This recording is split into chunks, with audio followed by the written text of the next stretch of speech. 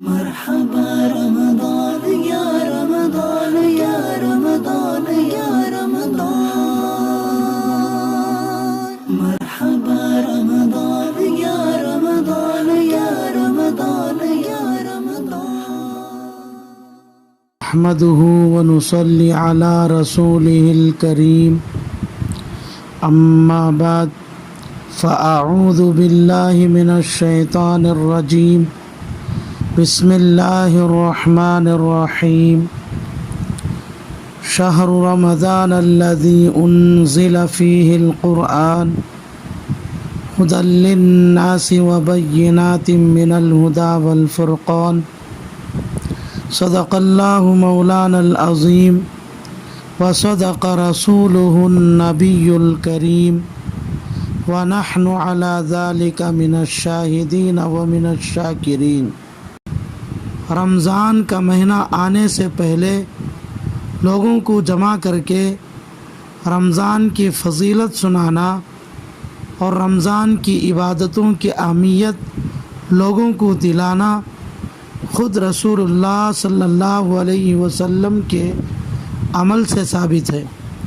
چنانچہ حضرت سلمان فارسی رضی اللہ تعالی عنہ فرماتے ہیں کہ خطبنا رسول اللہ صلی اللہ علیہ وسلم فی آخر یوم من شعبان.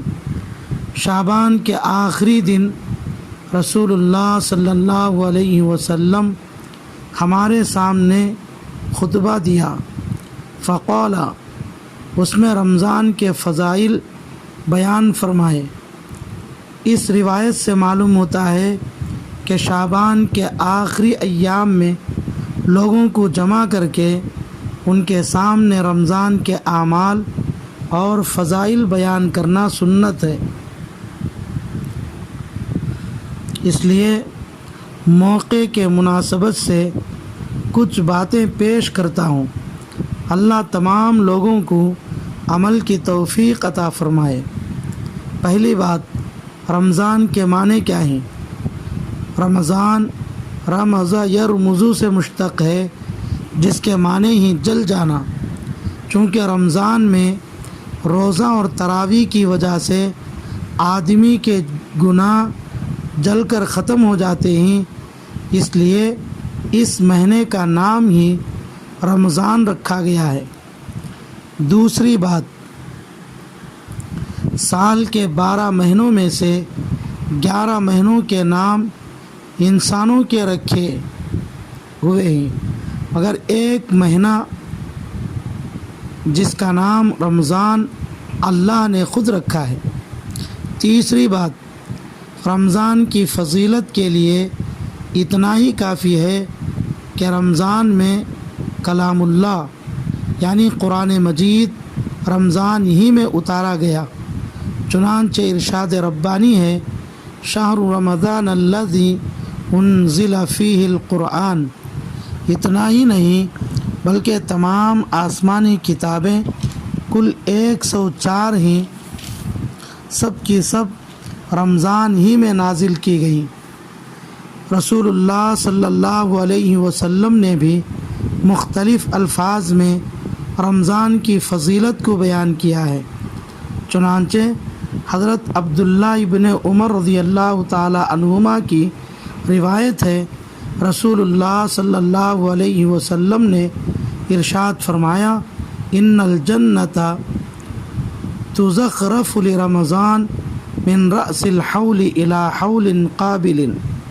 رمضان کے آنے کے استقبال میں جنت کو شروع سال سے آنے والے سال تک آراستہ کیا جاتا ہے. مرحبا رمضان یا رمضان یا رمضان یا رمضان. آگے رسول اللہ صلی اللہ علیہ وسلم فرماتے ہیں، فَإِذَا كَانَ أَوَّلُ يَوْمٍ مِّن رَمْضَانَ حَبَّتْ رِيحٌ تَحْتَ الْعَرْشِ مِنْ وَرْقِ الْجَنَّةِ عَلَى الْحُورِ الْعِينِ. جب رمضان کا پہلا دن ہوتا ہے تو عرش کے نیچے خوبصورت آنکھوں والی حوروں پر जन्नत के दरख्तों के पत्तों की हवाएं चलती हैं। फ़यक़ूलुन्ना, तो वो हुरे कहती हैं, या रब्बी इजअल लना मिन इबादिका अज़वाजन, ऐ हमारे परवरदिगार तेरे बंदों में से जन्नत में हमारा खाविंद उन्हीं को बना जो नेक हैं, रमज़ान का रोज़ा रखते हैं और तरावी पढ़ते हैं।